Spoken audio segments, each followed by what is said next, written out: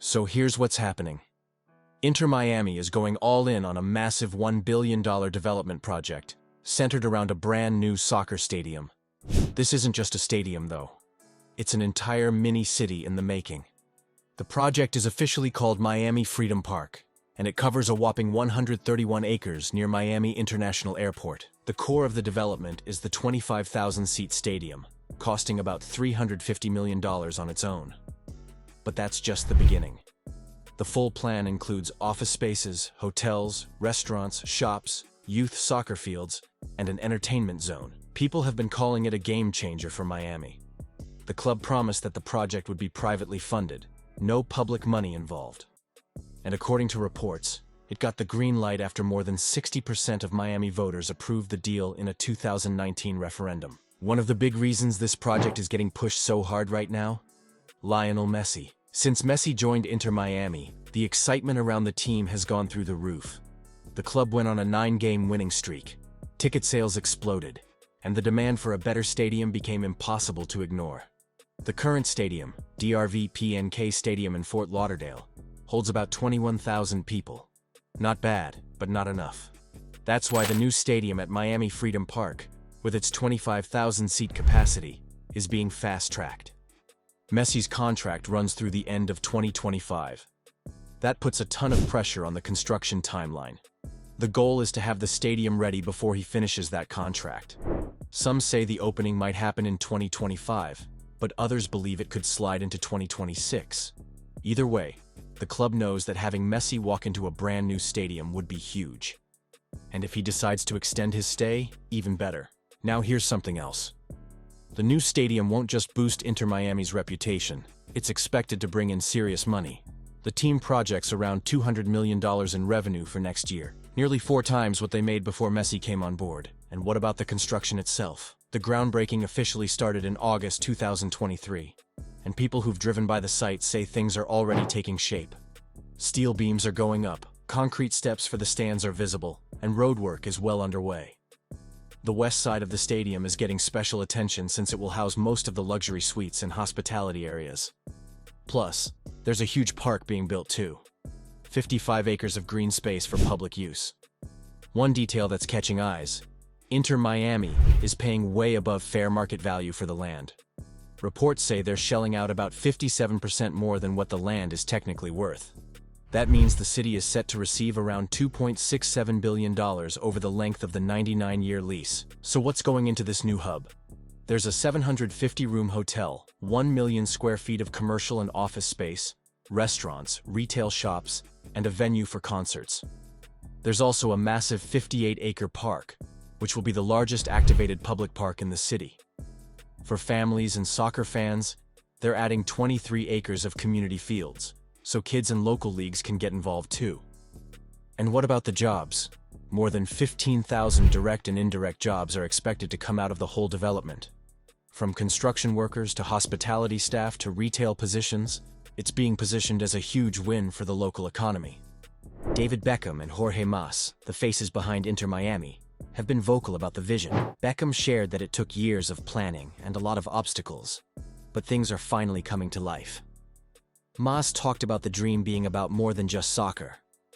It's about giving people a destination, a place that combines culture, sports, and entertainment in one giant footprint. Now, this wasn't always the plan. In fact, before Miami Freedom Park became a reality, there were multiple failed attempts to find the right location. They tried Port Miami. Didn't work. Museum Park? That didn't go through either. Sites near Marlins Park and in Overtown were explored, but eventually dropped. Issues like land ownership, rent disputes, and even environmental contamination made every proposal fall apart. The Melreese Golf Course site finally stuck, but even that came with challenges. Soil contamination reports found arsenic levels more than double what's allowed by law. Barium and lead were also present. That led to some serious cleanup operations before building could even start. Still, the plan pushed forward. In April 2022, the Miami City Council voted 4-1 to approve the 99-year lease deal. That cleared the last major legal hurdle. Construction crews then moved in, and by March 2023, Melreese Golf Course officially shut down to make way for the stadium. By mid-2024, Florida Governor Ron DeSantis even stepped in, directing $8 million from the state's Job Growth Grant Fund to help build roads around the site. That cash will be used to improve traffic flow and accessibility to and from the stadium complex. It's expected to be a busy hub, especially on game days and during concerts. The location is also well connected.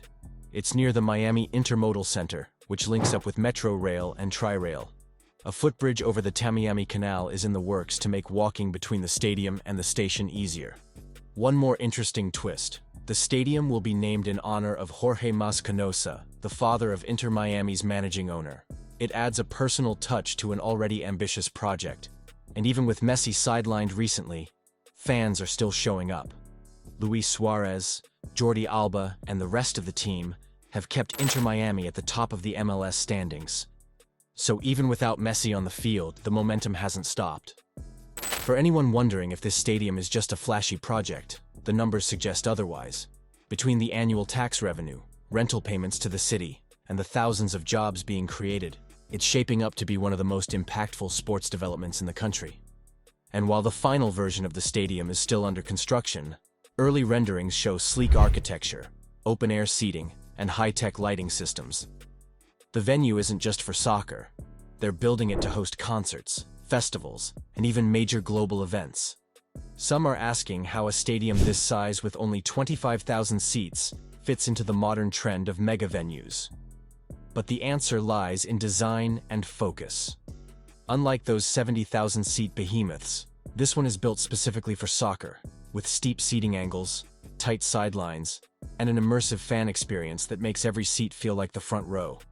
It's about intensity, not volume.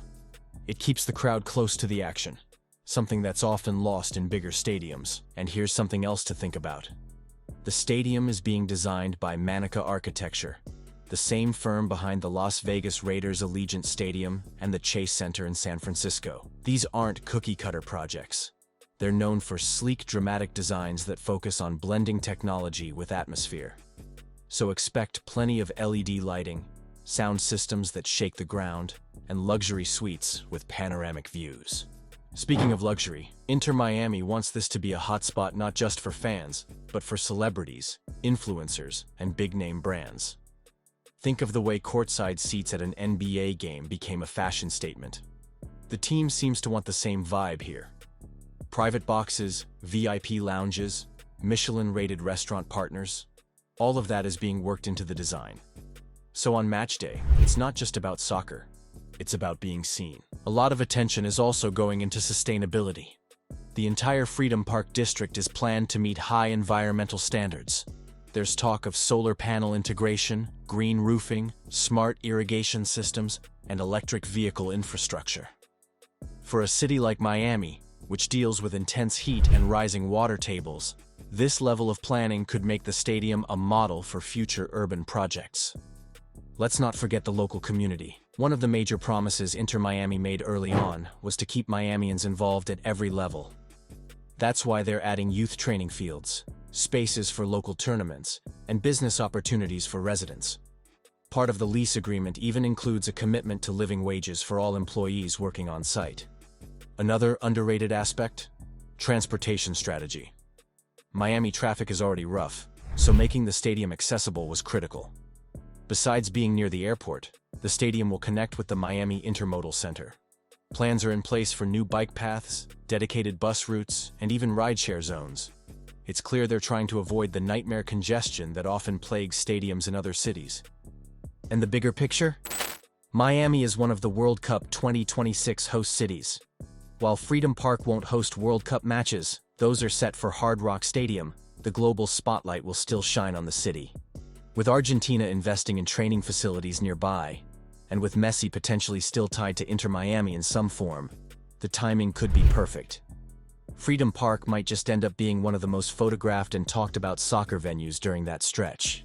Inter Miami's not just putting up a stadium, they're building a whole new chapter for soccer in the US. Big risk, big vision. But will it pay off? What do you think? Will this be the model for future MLS teams? Drop your thoughts below. And don't forget to like, share, and subscribe.